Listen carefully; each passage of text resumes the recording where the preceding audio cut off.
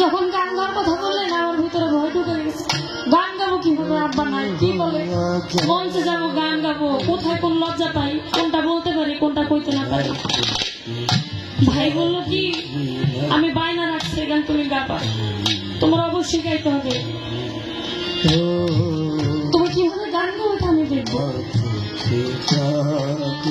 সাহস করে আমার জন্য বায়না রাখছে, কারণ জানে গানের জগতে দীপ্তির বাবা ছিল, বাবাটা মরে গেছে, ওরে ধরে রাখার মতো আর কেউ নাই। আব্বা যাওয়ার পর প্রথম গান গেছি, ভাই বায়না রাখছে আমার জন্য। গান করছি আপনাদের মানিকগঞ্জ অঞ্চলে, অনেক নাম হয়েছে, ওই থেকে আমার মানিকগঞ্জে গান করা। গান করছি এখনো পর্যন্ত ভাই আমাদের সাহস দেন গান করার জন্য, কারণ তিনি জানে যদি আমার মনোবল ভেঙে যায় আমাকে ধরে রাখার মতো আর কেউ নাই। বাবা চলে গেছে, দিনের পর দিন গান গাই, গান গাইতে গাইতে গলা বসে গেছে। কত মানসিক টেনশন করতে হয়। যখন গানে যাইতাম, গান শেষ করে আসার সময় বাবার কোলের উপর শুয়ে ঘুম পাড়াতে পারতাম। বাবা নাই, আমার নাই, আমি জানি কেমন লাগে। মনের মধ্যে অনেক কষ্ট আসে, অনেক কষ্ট পাই, আমি দুঃখ পাই, কারো কাছে বলতে পারি না, কারো কাছে বলতে পারি না, কারণ যে বান্ধব ছিল সে তো নাই।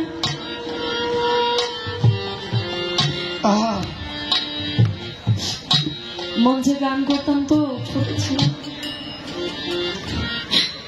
শিল্পীরা গান করলে মঞ্চে হাসায় কাঁদায়, ভাবের গান গেয়ে মানুষের মনে যখন ভাব জাগে চোখ থেকে পানি পড়ে। আব্বা বলতেন, মাগো যখন মঞ্চে গান করো একটু ভাব দেওয়ার চেষ্টা করো। আমি বলতাম, বাবা তোমরা যে মঞ্চে গান করো দেখে গানের মধ্যে আমার মাঝে মাঝে কান্না করো। কি জন্য কান্না করো আমি তো জানি না, আর আমার তো কান্না আসে না। আব্বা বলতো, মাগো একদিন কানবা, একদিন কানবা, সেদিন বুঝবা আমি কেন কান্না করি। গানের মাধ্যমে আপনাদের সেবা করতে পারে যে ব্যক্তি, যে মেয়েটি ইংলিশে অনার্স কমপ্লিট করে, বিয়ে করে, সেই মেয়েটির আর গান না করলেও চলে। তার টাকা পয়সা ইনকামের অনেক সোর্স থাকে, তা না করে বাবার নামটা তুলে ধরার জন্য, রাখার জন্য গানে নেমেছে। ও যেন সে কাজটি সুন্দরভাবে করতে পারে তার জন্য দোয়া চাই। আমি আমার জন্য দোয়া চাই, আপনারা দোয়া করবেন। আমার এখন আর গান গেয়ে নাম করব কি করব এরকম দোয়া তো আর চাই না, আপনাদের দোয়াই যতটুকু আল্লাহ এনেছে। এখন আপনাদের কাছে একটা দোয়া চাই, সেটা হবে আল্লাহ তাআলা যখন নিয়ে যাবে তখন যেন আমার প্রিয় মুর্শিদের এত দয়া করে এত ভালো রেখেছেন, মাঝে মাঝে শুকরিয়া জ্ঞাপন করে ভুল পাই না। কারণ যার সাথে আজকে গান, তিনি এমন একজন ব্যক্তি, এবং যেই দরবারে আজকে এসেছি আল্লাহ বাজারের দরবার, বিশাল ভাগ্য না হলে আমার মনে হয় না এখানে আমার আসার যোগ্যতা আছে। আমার ভাই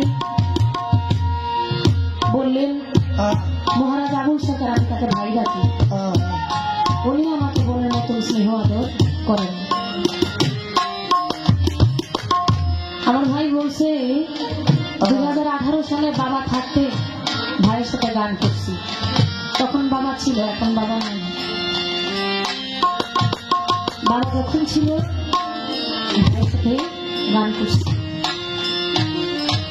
বাবা চলে গেছে, ভাইয়ের সাথে গান করছি মার্চের 8 তারিখ।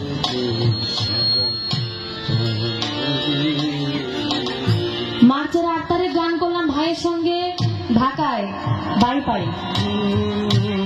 মার্চের 18 তারিখে আমার বাবা চলে গেছে। বাবা চলে গেছে, এটা আমি আসলে আগেও বলছি, তবে যেটা সত্য এটা না বললে দাঁড়িয়ে থেকে যায়। বাবা গান শিখাইছে আপনাদের দয়ায়, এত দয়া করে এত ভালো রেখেছেন, মাঝে মাঝে শুকরিয়া জ্ঞাপন করে কুল পাই না। কারণ যার সাথে আজকে গান, তিনি এমন একজন ব্যক্তি, এবং যেই দরবারে আজকে এসেছি আল্লাহ বাজানের দরবার, বিশাল ভাগ্য না হলে আমার মনে হয় না এখানে আমার আসার যোগ্যতা আছে। আমার ভাই বললেন মহারাজ আবুল সরকার, আমি তাকে ভাই ডাকি। উনি আমাকে বলে মতন স্নেহ আদর করেন। আমার ভাই বলছে 2018 সালে বাবা থাকতে ভাইয়ের সাথে গান করছি। তখন বাবা ছিল, এখন বাবা নাই। বাবা যখন ছিল ভাইয়ের সাথে গান করছি। বাবা চলে গেছে, ভাইয়ের সাথে গান করছি মার্চের 8 তারিখ।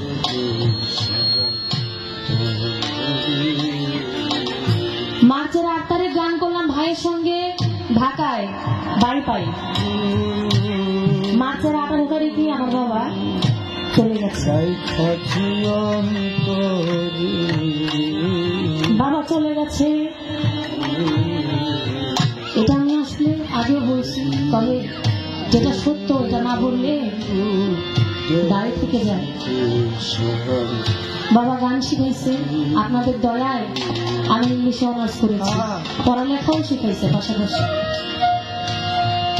ইংলিশে অনার্স করছি। আমার ইচ্ছা ছিল গানটা তো ভালোবেসে করি, পড়ালেখা যখন করছি পাশাপাশি অন্য কিছু করব, কিন্তু বাবা খুব ভালোবেসে গান শিখাইছে।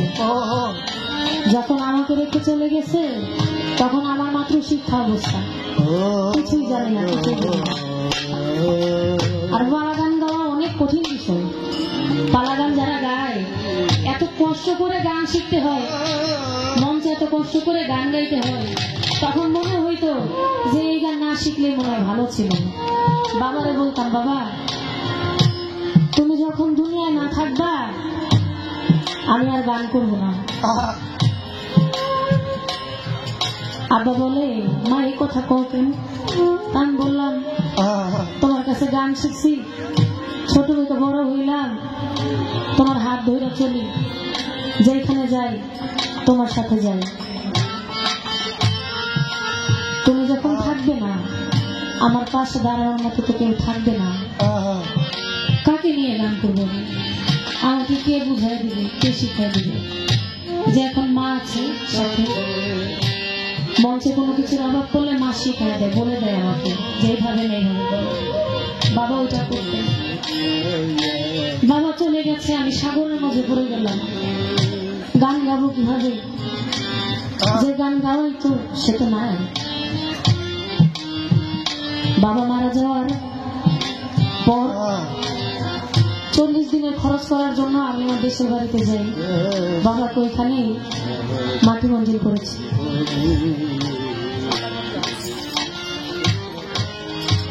যখন আমি 40,000 খরচ করতে যাই, হঠাৎ করে আমার ভাই আমাকে ফোন দিলেন, মোবাইলে ফোন দিয়ে বললেন, দীপ্তি তোমার জন্য একটা বায়না রাখছি,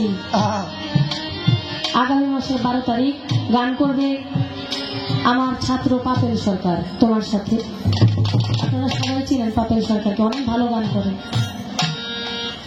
আমি বললাম, ভাই আপনি কি বলেন, বাবা নাই, আমি গান গাবো কিভাবে? আমি কি গান পারি? একলা একলা গান গাইতে তো পারি না। যখন গান গাওয়ার কথা বললেন আমার ভিতরে ভয় ঢুকে গেছে। গান গাবো কিভাবে, আব্বা নাই, কি বলে মঞ্চে যাবো গান গাবো, কোথায় কোন লজ্জা পাই, কোনটা বলতে পারি কোনটা কইতে না পারি। ভাই বললো কি আমি বায়না রাখছি গান তুমি গাবা, তোমার অবশ্যই গাইতে হবে, তুমি কিভাবে গান গাও এটা আমি দেখবো। সাহস করে আমার জন্য বায়না রাখছে, কারণ জানে গানের জগতে দীপ্তির বাবা ছিল, বাবাটা মরে গেছে, ওরে ধরে রাখার মতো আর কেউ নাই। আব্বা যাওয়ার পর প্রথম গান গেছি, ভাই বায়না রাখছে আমার জন্য। গান করছি আপনাদের মানিকগঞ্জ অঞ্চলে, অনেক নাম হয়েছে, ওই থেকে আমার মানিকগঞ্জে গান করা। গান করছি এখনো পর্যন্ত ভাই আমার সাহস দেন গান করার জন্য, কারণ তিনি জানে যদি আমার মনোবল ভেঙে যায় আমাকে ধরে রাখার মতো আর কেউ নাই। বাবা চলে গেছে, দিনের পর দিন গান গাইতে গেতে গলা বসে গেছে। কত মানসিক টেনশন করতে হয়। যখন গানে যাইতাম গান শেষ করে আসার সময় বাবার কোলের উপর শুয়ে ঘুম পাড়াতে পারতাম। বাবা নাই, আমার নাই, আমি জানি কেমন লাগে। মনের মধ্যে অনেক কষ্ট আসে, অনেক কষ্ট পাই, অনেক দুঃখ পাই, কারো কাছে বলতে পারি না, কারো কাছে বলতে পারি না, কারণ যে বান্ধব ছিল সে তো নাই।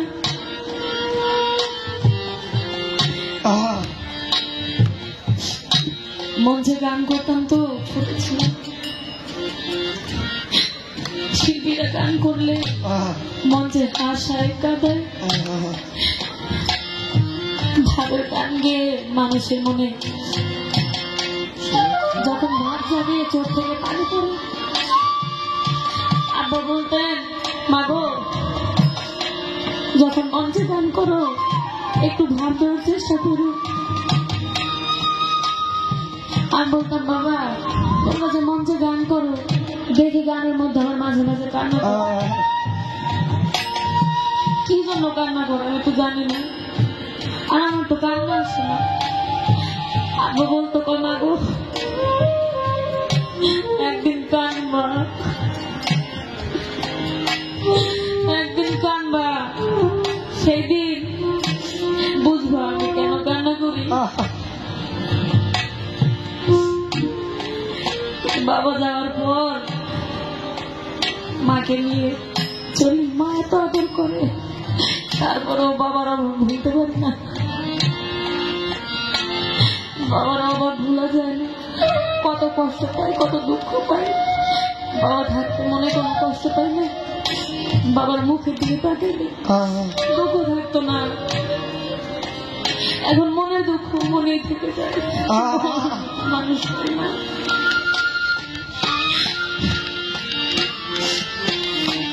গান গাই, মা আছে, আমার মা 2-3 বছর আগে গান করতে গেছিলাম সিলেটে, বাবার মতো আগলায় রাখতে চায় আমার। গান করতে গেছি সিলেট, যাওয়ার পর অ্যাক্সিডেন্ট হয়েছে ট্রাকের সঙ্গে আমার গাড়ি, আমি ডান দিকে বসা, অনেক দূরের যাত্রা, মা আমার বলতেছে কাবো আমার কোলের মধ্যে মাথাটা দিয়ে একটু শুয়ে থাকবো, কোলে মাথা দিয়ে শুয়ে রয়েছি, এমন সময় ট্রাকটা ডান দিক থেকে ধাক্কা দিচ্ছে, অ্যাক্সিডেন্ট করে গাড়িটা ধাক্কা খেয়ে নিচে পড়ে যায়। আমার মা আমার বাবার বসা হাত দিয়ে আমার ডান পায়ে, আমার ডান দিকে পা বিছায় শুয়ে রাখছে, পায়ের মধ্যে হাতায় মাগো মাগো করে চিৎকার করতেছে, আমার পা হাতায়, অথচ ধাক্কা খেয়ে গাড়ি বাম দিকে ঘুরছে, বামে মা বসা, তিনি ব্যথা পেয়েছে, ব্যথার দিকে তার খেয়াল নাই, ডান দিক থেকে ট্রাক ধাক্কা দিছে, আমার পায়ের কিছু হইল কিনা সেই চিন্তায় মাগো মাগো করে আমার পায়ের মধ্যে হাতাই দিচ্ছে আমার মা।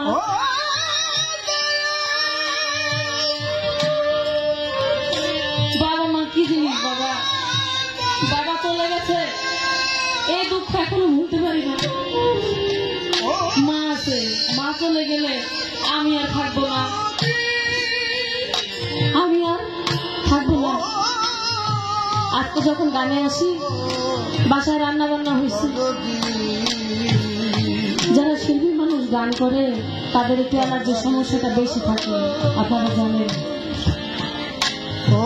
বাসায় রান্না করছে, গরুর মাংস রান্না করছে, এটা অনেক অ্যালার্জি। আমি বলছি আমি খাবো না, আমার গলাটা এমনিতে বসা, আজকে আমি এটা খাবো না, আমার ডাল দিয়ে ভাত দাও। আমার মা সেও খায় নাই, আমি জিজ্ঞেস করি নাই, যখন খায় না আমি বুঝতে পারছি আমি খাই না দেখে সেও খায় না। আমি ডাল দিয়ে ভাত খেলাম, তার তো কোনো সমস্যা নাই, সেও ডাল দিয়ে ভাত খেয়েছে, আমি সব বুঝতে পারি। তারপরও যাই না, না যাই না, কত সময় কত কষ্ট, হয়তো আমার মারে দিই,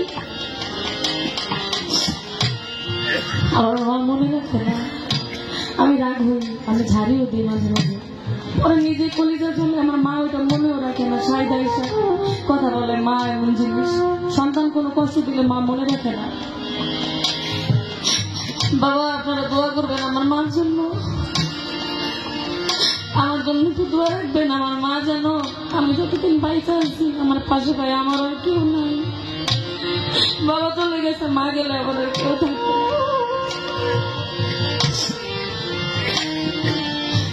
যাদের মা বাবা আছে তারা অবশ্যই মা বাবার সেবা করবেন, বিশেষ করে আমার দাদা মহারাজ সরকার, আমার আব্বা চলে যাওয়ার পর যেভাবে উনি আমাদের সাহস দেয় গান গাওয়ার জন্য, আমার গায়ের চামড়া খুলে দিল, এদিন আমি শোধ করতে পারবো না। আমার মন থেকে আমি বললাম, কারণ গানের জগতে আমি যে বলবো আপন কেউ আমার আছে, আসলে বাবা কেউ আপন এটা আমার মনে হয় না। আমার মনে কোনো কথা, কোনো দুঃখ আসলে আব্বা তো নাই, মাঝে মাঝে ভাইয়ের ডাক দিয়ে বলি যে ভাই আমার এই হয়েছে বা এই সমস্যা, উনি একজন বাবার মতো আমাকে ওইভাবে পরিচালনা করার চেষ্টা করে। আমার ভাই যে আমার মতো একজন নগণ্য মানুষের দিকে এমন সুদৃষ্টি উনি দিচ্ছে, এই জন্য আপনাকে দেওয়ার মতো আমার কিছু নাই, কারণ আমি তো নগণ্য, আমি নগণ্য, আমার দেওয়ার মতো কিছু নাই। আপনার ওই পাক চরণে আমার একটা ভক্তি আমি দিতে চাই।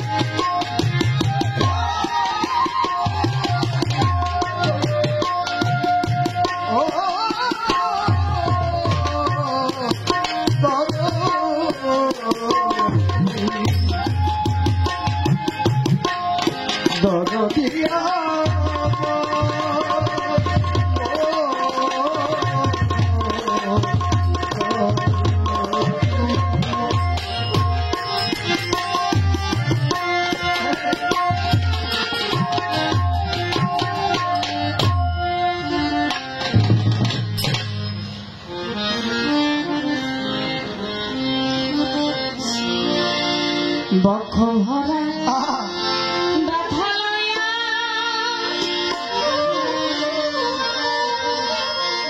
ওরে আমি কান্দি বসে নির্জনে, মনের দুঃখ বলবো রে দরদি না ভুবনে, মনের দুঃখ বলবো রে দুঃখ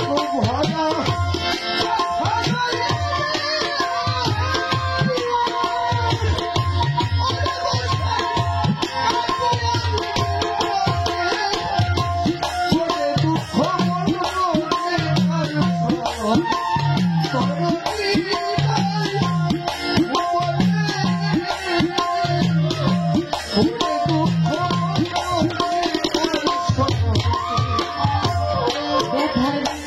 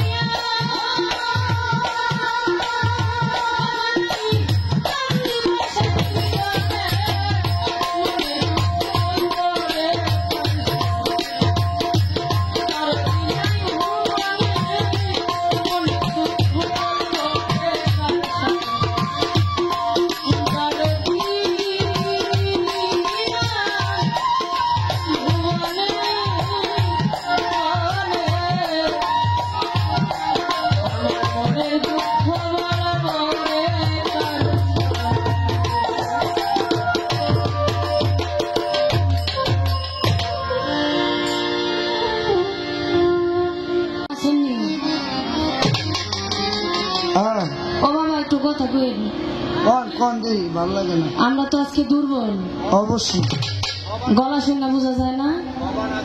সারাটা সিজন গান করছি, ধুলাবালি এগুলোর জন্য একটু কাশি হয়ে গেছে, শরীর একটু দুর্বল।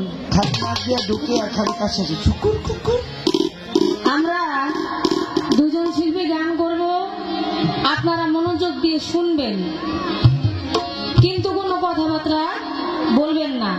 এরপরও কিন্তু আপনাদের একটা গুরুত্বপূর্ণ ভূমিকা আছে। সেটা কি? এক লোক নৌকা চালায়, নৌকা চালাইয়া কত দূর সামনে গেলেই চরের মধ্যে নৌকা আটকে যায়। আর নৌকা আটকে গেছে, বাটে কি করবো? নৌকার থেকে নাইমা নৌকা ধাক্কাইতেছে। আর ওই যে নৌকার মধ্যে প্যাসেঞ্জার ছিল আর একটা, ওটা ভূতের মতন সোজা খারাপ। তো নৌকার মাঝে কইতেছে, কই ভাই নৌকাটা আটকে গেছে, চলতেছে না, আমি একলা মানুষ ধাক্কাইতেছি, আপনি লগে একটু ধাক্কা দেন। তো প্যাসেঞ্জার কইতেছে, কই বাবা আমি ধাক্কা মাক্কা দিতে পারবো না, আমার মুখের মধ্যে ব্যথা।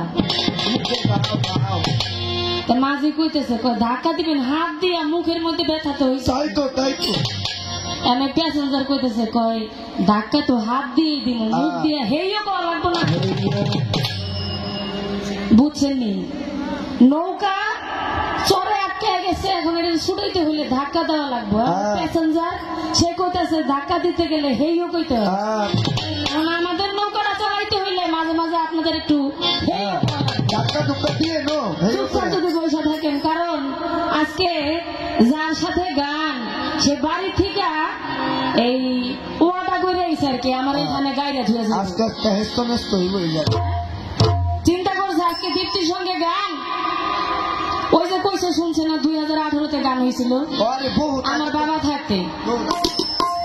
2018 সালে গান হয়েছিল আব্বা থাকতে, গান নাকি খুব ভালো হয়েছে, আমি খুব ভালো গাইছি, উনিও খুব ভালো গাইছে, এরপরে নাকি আমি বলছি বেশি পেয়েছি। বকশিস বেশি পেয়েছি, এটা আবার উঠা কইতাছে। কোন একটা কথা মনে পড়ছে, জানি না আপনাকে কেমন লাগবো। আমরা যে শিল্পী, আমাদের বাংলাদেশ বাউল সমিতি, এটা হচ্ছে মিরপুর 1 প্রধান কার্যালয়, সেইখানকার সভাপতি হলো আমাদের মহারাজ আবুল সরকার। এটা এখন যে জায়গায় আছে আগে ওই জায়গায় ছিল না।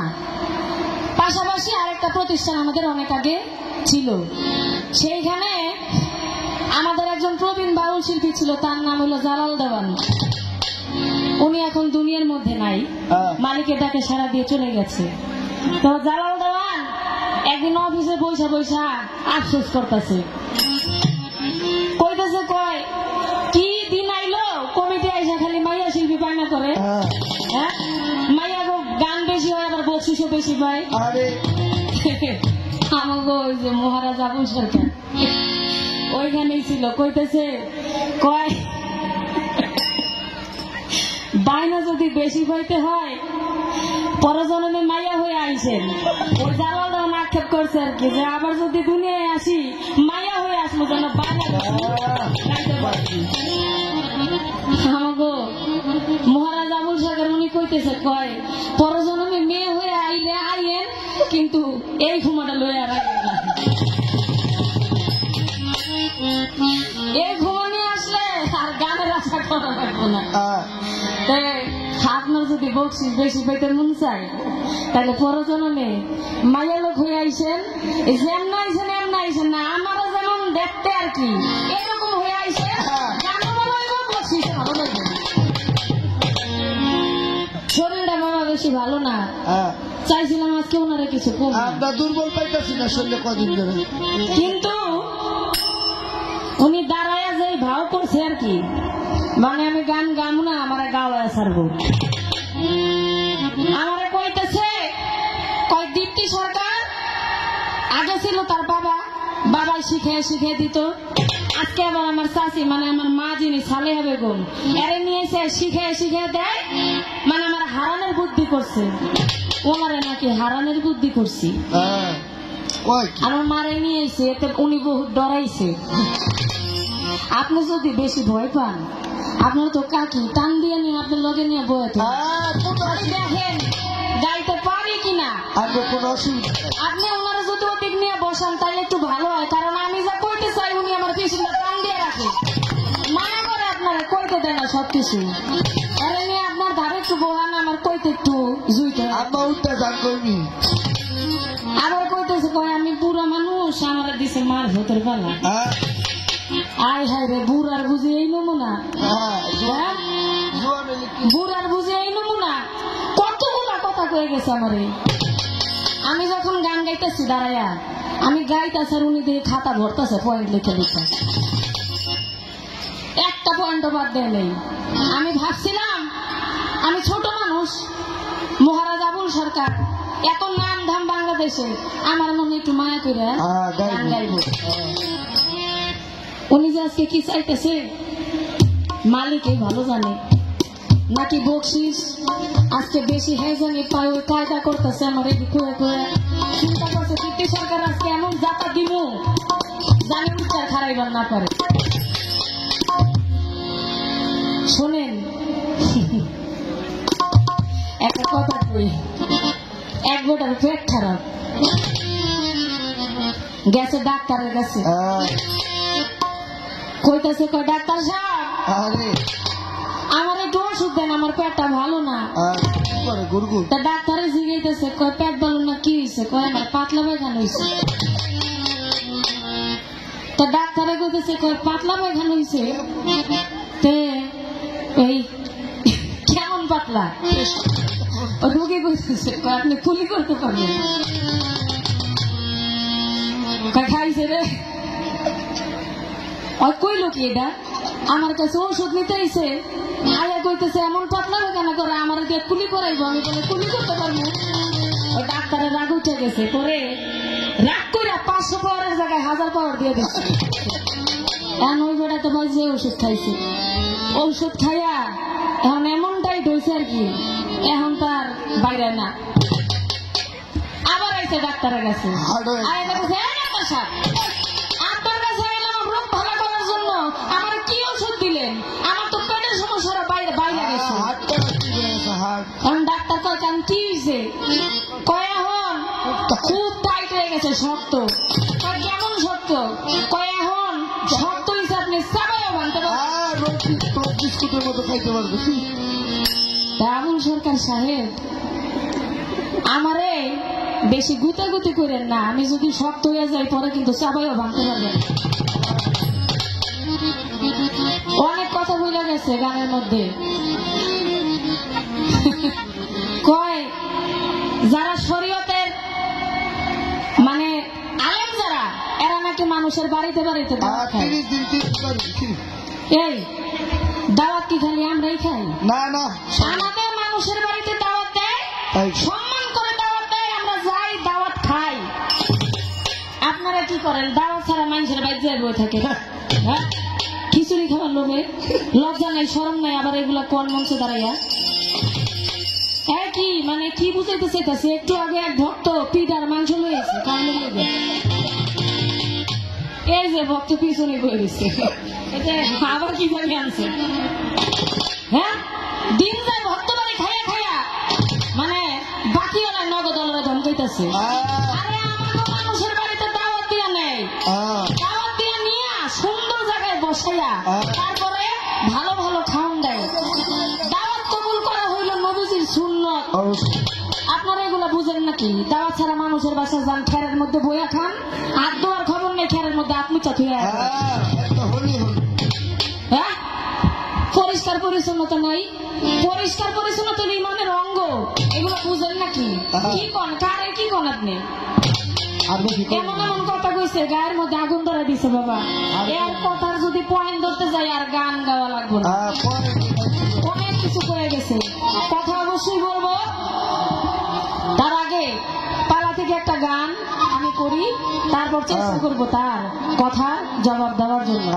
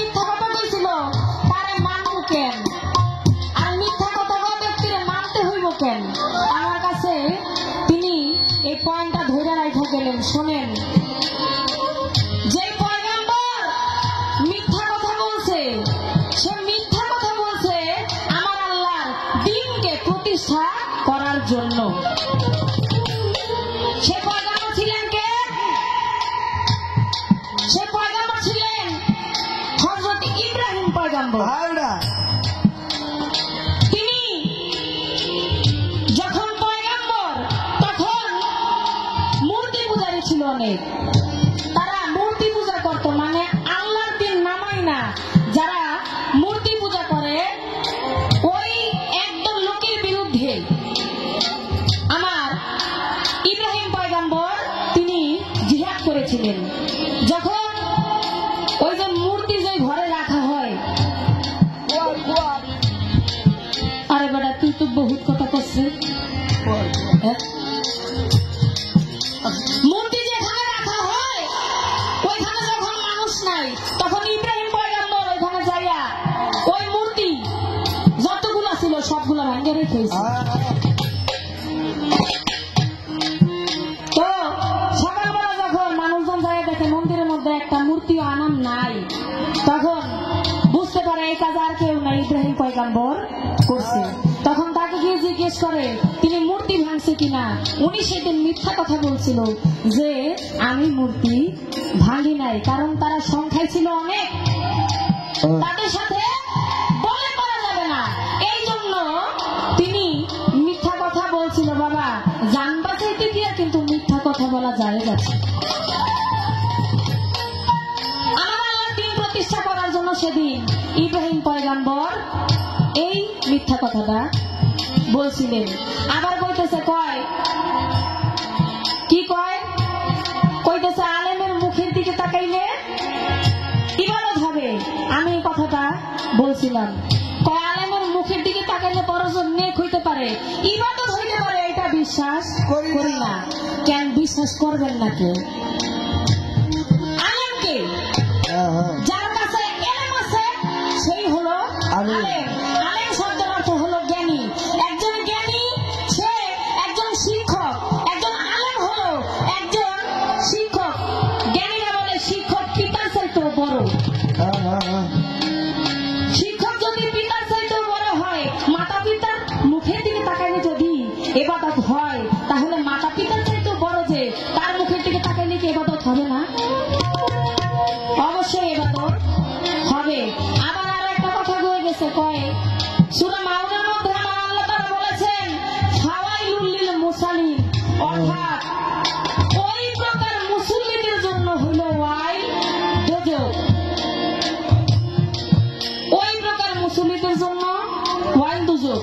এখন আমার মারিফতের ফকির আমাকে বলতেছে কয় নামাজ পড়ে মুসল্লিরা। আমার আল্লাহ সূরা মাউনে বলে গেছেন যারা মুসল্লি ওই প্রকার মুসল্লিদের জন্য ওয়াইল দোজখ। যারা মুসল্লি তারা নামাজ পড়ে, মুসল্লিরা নাকি দোজখে যাইবে। দোজখটা কিনা লইছে, সব ঠেলা লয়ে যাবো দোজখে। ওই প্রকার মুসল্লিদের জন্য ওয়াইল দোজখ। কোন প্রকার মুসল্লিদের জন্য? যারা লোক দেখানো ইবাদত করে, যারা লোক দেখানো ইবাদত করে, অর্থাৎ মনে প্রাণে যে ইবাদত যেটা ঈমান সেটাকে বিশ্বাস করে না, শুধুমাত্র মানুষকে দেখানোর জন্য ইবাদত করে, সামাজিক ভাবে সামাজিকতা মেইনটেইন করার জন্য তারা ইবাদত করে। আমার আল্লাহ বলেছেন ওই প্রকার মুসল্লির জন্য ওয়াইল দোজখ। কথা তো একটা দুটা কয় নাই, অনেক কথা কয়ে গেছে। আবার আমার কাছে প্রশ্ন করে গেছে, প্রশ্ন খুব সুন্দর। যে প্রশ্নগুলো আমার কাছে করলেন আমি কিন্তু চেষ্টা করছি অল্প অল্প করে হলেও জবাব দেওয়ার জন্য। আমি একটা গান করছিলাম, দেদের পাল তুলে দে মাঝি হেলা করিস না, ছেড়ে দে নৌকা আমি যাব মদিনা। এইখানেও আমার কাছে পয়েন্ট রাখছে। কইতেছে গানের মধ্যে আছে দুনিয়ায় নবী এলাম মা আমেনার ঘরে, কাঁদিলে হাজার মানিক হাসিবে মুক্তা ঝরে। আমার নবীদের শাখা তার কিসের ভাবনা, আমার হৃদয় মাঝে কাবা নয়নে মদিনা। আমার কইতেছে কয় হৃদয় মাঝে কাবা, ছেড়েদের নৌকা আপনার পা ঝেড়া বাটা মুড়াইয়া কোন জায়গায় যাইতে চাইতেছে?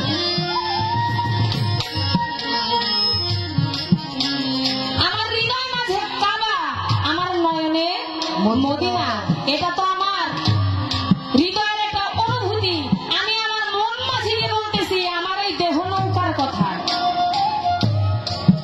আমার এই দেহ নৌকার কথা বলতেছি বাধা মুড়িয়ে দেওয়ার জন্য। আমার যে হৃদয়ের কাবা, যে হৃদয়ের মদিনা, সেখানে যাওয়ার জন্য। কিন্তু এখানে একটা বিষয় আছে, জাহেরি আর বাতিনি বিষয়। আমার হৃদয়ে কাবা, নয়নে মদিনা, সেটা আমার বাতনি, কিন্তু জাহিরি ভাবে আমার মন কাবা এবং মদিনার দিকে ছুটেছে। তাই আমি বলেছি আমার হৃদয় মাঝে কাবা, নয়নে মদিনা, ছেড়েদের নৌকা, মাঝে যাব মদিনা।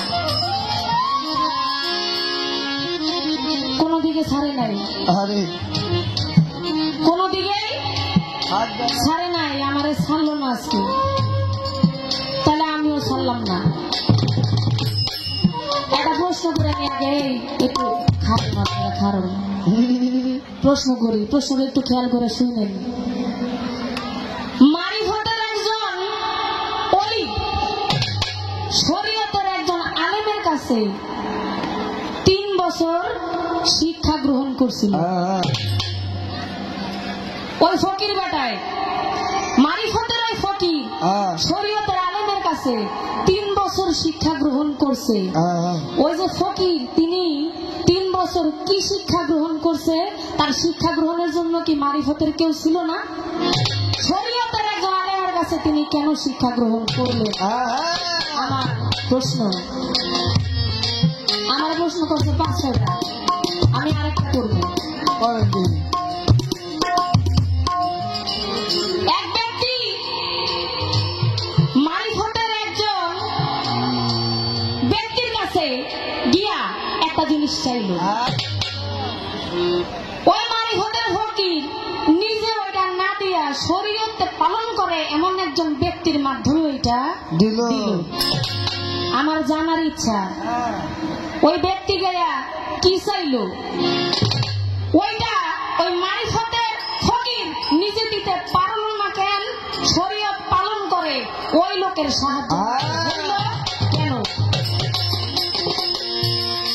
এবং ওই যে মারিফতের ফকির, উনি কে?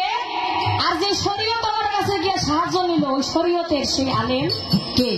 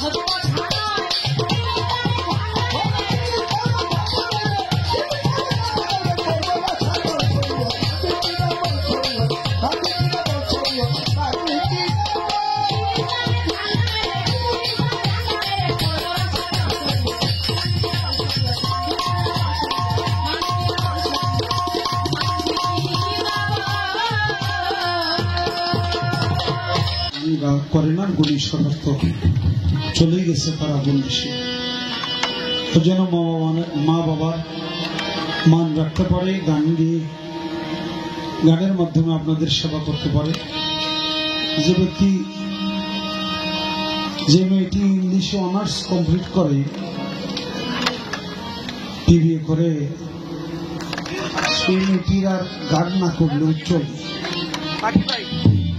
তার টাকা পয়সা ইনকামের অনেক সোর্স থাকে। তা না করে বাবার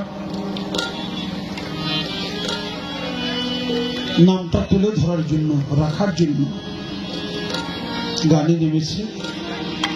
ও যেন সে কাজটি সুন্দরভাবে করতে পারে, তার জন্য দোয়া চাই। আমি আমার জন্য দোয়া চাই, আপনারা দোয়া করবেন। আমার এখন আর গান গিয়ে নাম করব কি করব এরকম দোয়া তো আর চাই না। আপনাদের দোয়াই যতটুকু আল্লাহ এনেছে। এখন আপনাদের কাছে একটা দোয়া চাই, সেটা হবে আল্লাহ তাআলা যখন নিয়ে যাবে তখন যেন আমার প্রিয় মুর্শিদের চেহারাখান দেখতে দেখতে হাসি মুখে যেন আল্লাহ তাআলা আমাকে নিয়ে যায়। সেই দোয়াটা আপনাদের কাছে আমি চাই।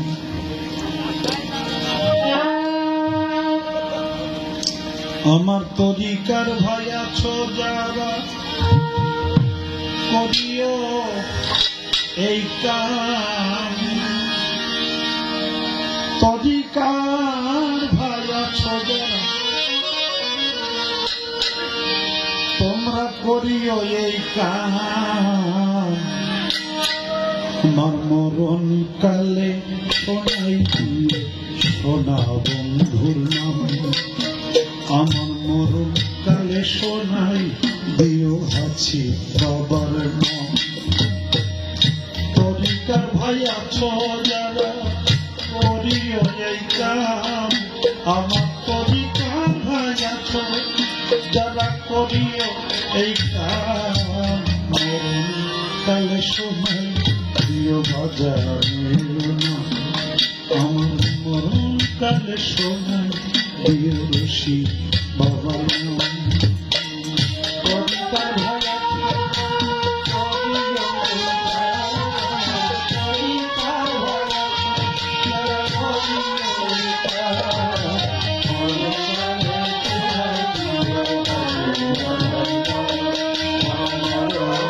এই কাম।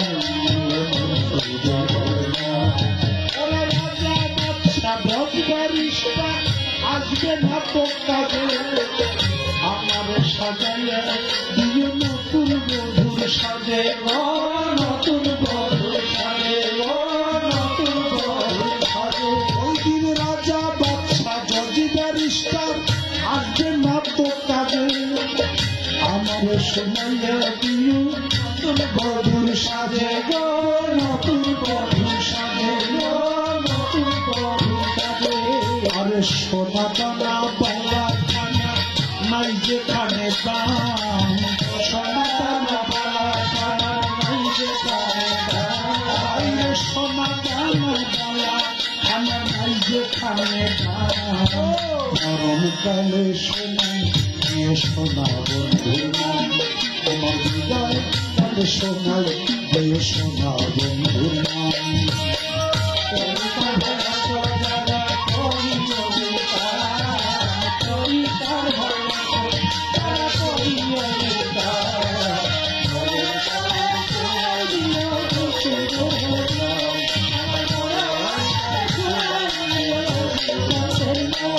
বাজার বাজান তার পায়ের ধুলি কাজল করে দিও হাতি পাবে।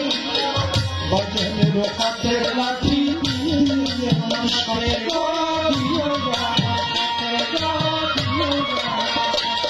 তার পায়ের ধুলি কাজল করে দিও লাঠি পাবে। মুর্শিদের হাতের লাঠি দিও আমার সাথে গো, দিও আমার সাথে গো, দিও আমার সাথে। আর কাপড়ে লিখিয়া দিও মাওলা আলীর নাম। কাপড়ে লিখিয়া দিও মাওলা আলীর নাম। আমার কাপড়ে লিখিয়া দিও মাওলা আলীর নাম। মরণ কালে শোনাই দিও বাবার নাম। আমার মরণ কালে শোনাই দিও হাসি বাবার নাম। তরিকার ভাই আছো যারা, করিও এই কাম। তরিকার ভাই আছো যারা, করিও এই কাম।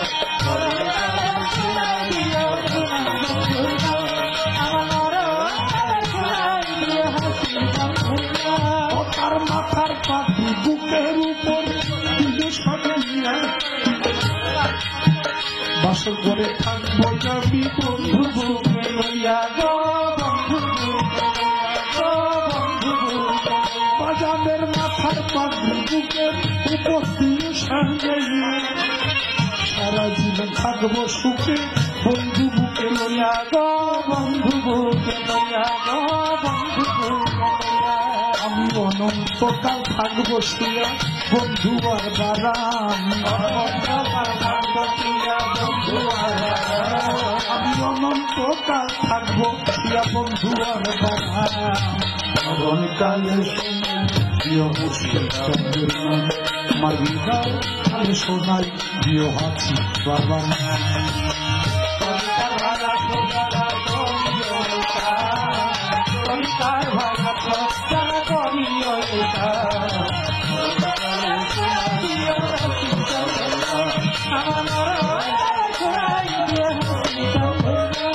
আর ঢোলবাসী বেহালা দিয়া বাজনা বাজাইও ঢোলবাসী বেহালা দিয়া বাজনা বাজাইও তালে তালে মুর্শিদি গানাইও আরে ঢোলবাসী বেহালা দিয়া বাজনা বাজাইও জিকিরের তালে তালে মুর্শিদি গানাইও গো মুর্শিদি গানাইও গো মুর্শিদি ওই দিন পাঞ্জাতনের ধ্বনি দিও যতই হোক বদনাম পাঞ্জাতনের ধ্বনি দিও যতই হোক পাঞ্জাতনের ধ্বনি দিও যতই হোক বদনাম